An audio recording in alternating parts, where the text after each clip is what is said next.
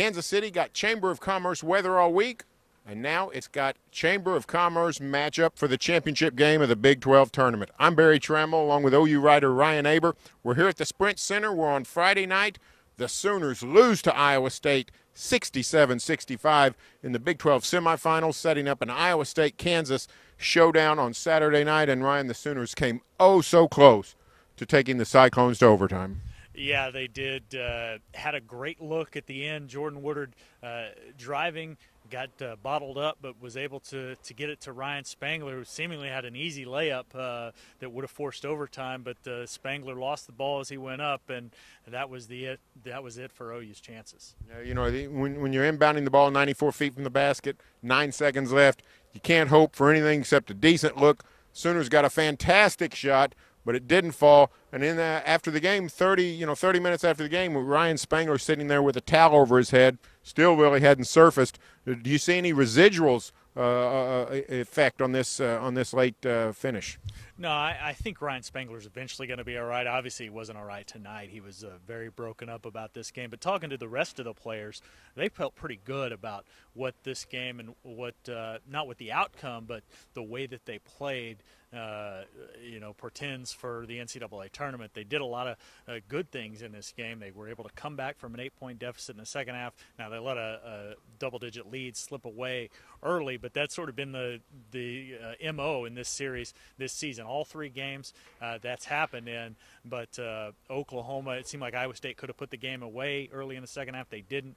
OU finally started hitting some shots, caught up with their defense, but they're going to have to get some more things in the NCAA tournament, notably Buddy Hield going offensively. You know, it was a good game, I thought, for the Sooners for this reason. They're still down by 8 in the second half, down by 5 with about 2 minutes left, and still come back and should have went to overtime in a hostile environment. The Sprint Center became quite the Hilton Coliseum South. Lots and lots of Iowa State fans here. Seemed like as many Cyclone fans as Kansas fans, as hard as that is to believe. Let's go to the OU locker room. Let's hear what Jordan Woodard had to say, particularly about that last play. Field going into the tournament, I feel like we played good in spurts. We played them tough, to the end. We couldn't come out with the result we wanted, but yeah, we definitely got to use this as a tournament going into next week. Tell me about the game just in general. You had a tight first half, and then the second half just went back and forth, kind of runs for both clubs.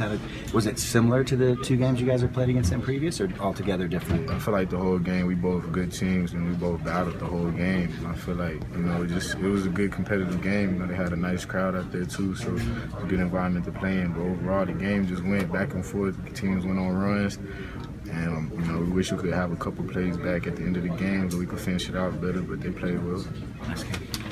What happened on that last play from your perspective? I just went and got into the lane, put pressure on the defense. I had two guys on me, so I just found the open man. And we just couldn't get the bounce we wanted. We found a shot. It was a good shot. Was that the plan all along? Was you just take it to the bat, go as far as you could? Yeah, coming out of the timeout? Yeah, coach just wanted me to put, just try and get to the basket if I could to find the open man. So now the Sooners await their Selection Sunday announcement. What's it looking like, Ryan? Well, this loss ends any chances of going to Omaha. That was by far the most preferred destination for the Sooners, but Kansas is going to get one of those high seeds there, probably Iowa State or Wisconsin, depending on which way the NCAA selection committee goes. And there's not a whole lot else close here.